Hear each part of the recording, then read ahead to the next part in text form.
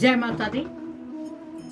आज हम जिस विषय पर चर्चा कर रहे हैं वो कहते हैं कि घर घर में बप्पा मोरिया की नारे गूंज रहे हैं, उनका जय घोष हो रहा है। भगवान गणपति जी सभी के घरों में विराजमान है। जिन्होंने विराजमान किया है या जिन्होंने नहीं भी किया तो भगवान गणपति जी की तो सब पर ही विशेष कृपा हो रही है। जो उनको अपने मन से श्रद्धा से उनका स्मरण कर रहे हैं उन पर भगवान गणपति जी की विशेष कृपा है। तो आज का जो हमारा विषय है वो भगवान गणपति जी की कैसे हम कृपा प्राप्त कर सकते हैं, कैसे हम उनको खुश कर सकते हैं, आज उसी विषय में चर्चा करते हैं। और इसके साथ जिन्होंने विसर्जन अभी तक नहीं किया है, कैसे विसर्जन करना है ये आपको पता ही है कि विसर्जन कंटिन्यू चल रहा है। कोई 1 दिन बाद, कोई 2 दिन बाद, कोई 5 दिन बाद, कोई 7 दिन बाद और कोई पूरे 11 दिन के बाद में विसर्जन कर रहे हैं। तो चलो अब हम डिस्कस करते हैं कि पहले भगवान गणपति जी को प्रसन्न करने के लिए हमें उन पर क्या चीज अर्पित करनी चाहिए जो वो बहुत प्रसन्न हो जाए हमसे। क्योंकि आपको पता है कि भगवान गणपति जी प्रथम पूजनीय देवता हैं। इनकी स्मरण करने के बिना कोई भी पूजा सफल नहीं होती। इनको सबसे पहले श्रेणी में ये आते हैं जिसे हम कह देते हैं कि प्रथम श्रेणी में आते हैं। तो इन पूजनीय देवता को सबसे पहले हम कोटि कोटि वंदन करते हैं, उनको कोटि कोटि हमारा नमस्कार है। तो गणपति जी को हमने किस प्रकार से खुश करना है, तो पहला मैं आपको उपाय बताती हूँ कि आपको पता है कि भगवान गणपति जी को दुर्बा अति प्रिय है, बहुत ज्यादा प्रिय है। तो आपने भगवान गणपति जी को दुर्बा चढ़ानी है। कोशिश करना कि उनकी संख्या 5 हो। 5 आप मूली से लपेट कर चढ़ा सकते हो। इसके साथ क्या है कि जो दुर्बा होती है, एक तो होती है सिंपल, एक ही पत्ता होता है। कोशिश करो कि एक जड़ में 3 पत्ते जरूर हों। वैसे आपने 5-5 की गुट्टी बनाकर वो अपने गणपति जी को अर्पण करनी है। और इस बात का आपने ध्यान रखना है कि गणपति जी के चरणों में कभी भी दुर्बा नहीं चढ़ानी चाहिए। या तो उनके हाथ में या उनके ऊपरले हिस्से में आपको दुर्बा मस्तक पर आप रख सकते हो। तो वो आपको दुर्बा ऐसे चढ़ानी चाहिए जिससे आपको इसका अति शीघ्र फल मिलेगा।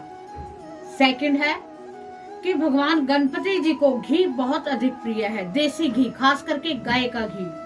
तो आपने भगवान गणपति जी के आगे गाय के घी का अगर आप दीपक जगाते हो तो वो आपके इससे बहुत प्रसन्न होते हैं और आपकी जो मनो इच्छा है उसको अवश्य वो पूर्ण करते हैं।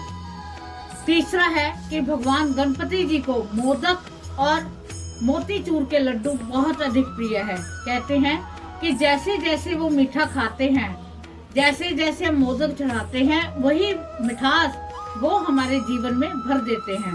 तो हमें मोदक चढ़ाते हुए अपनी मनोकामना करनी चाहिए कि हमारी ये मनोकामना है, आप देखना आपकी मनोकामना अवश्य पूर्ण होगी। और इसके साथ मैं आपको एक और उपाय बताऊंगी। आपने एक कांसे की थाली में चंदन से लिखना है ओम गण गणपतये नमः। आपने लिख लिया, उसके ऊपर आपने 5 लड्डू रखने हैं या 5 मोदक रखने हैं। वो रखकर आपने जो आपके पास में गणपति मंदिर है, अगर आपने घर पर विराजमान किए हैं तो आप उनको वो भोग दे सकते हो। नहीं तो आप मंदिर में जाकर चढ़ाएं, अपनी मनोकामना बोले। आपको वैसे बोलने की भी जरूरत नहीं है, पर फिर भी आपके मन में मनोकामना चलनी चाहिए। इससे आपकी जो मनोकामना है वो अति शीघ्र पूर्ण होती है।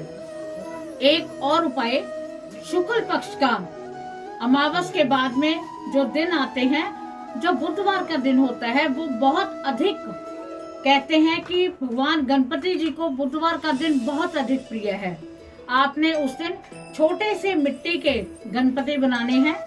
गणपति बनाकर उनको विराजमान करना है अपने घर में और गन्ने का रस लेकर आना है और आपने गन्ने के रस से उनको अभिषेक करना है। ओम गण गणपतये नमः, ओम गण गणपतये नमः।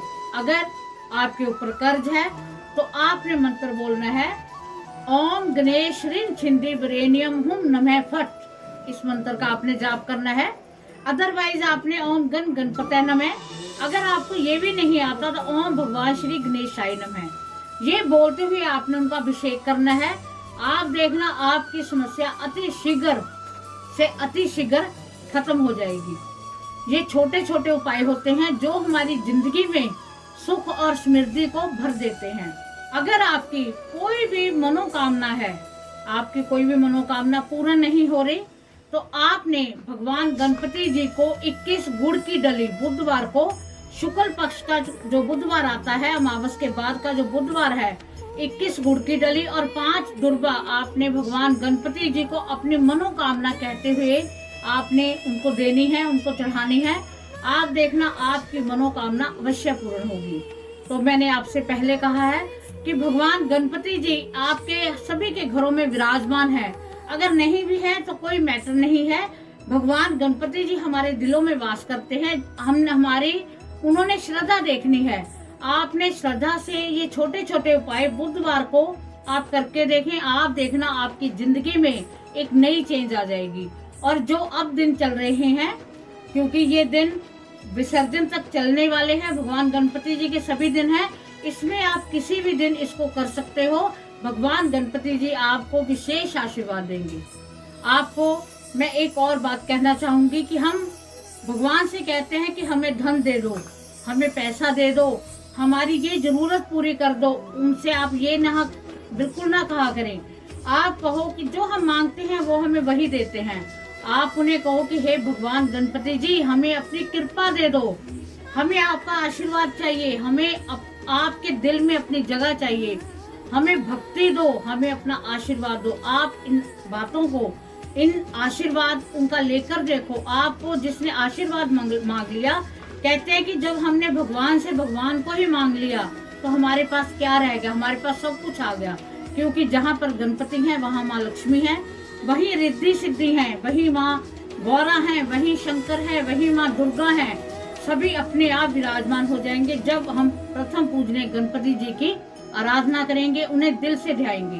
तो आप इसको करके देखें, आपको गणपति जी अपना विशेष आशीर्वाद देंगे।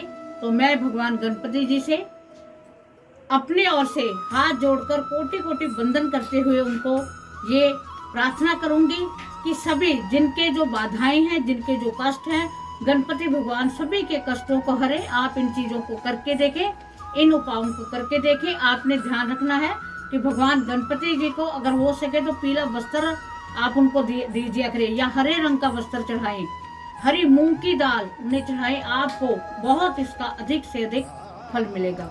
उम्मीद है कि आपको वीडियो पसंद आई होगी। अगर पसंद आई है तो ज्यादा से ज्यादा शेयर करें, सब्सक्राइब करें चैनल को, जो कि सभी इसका लाभ ले सकें। जय माता।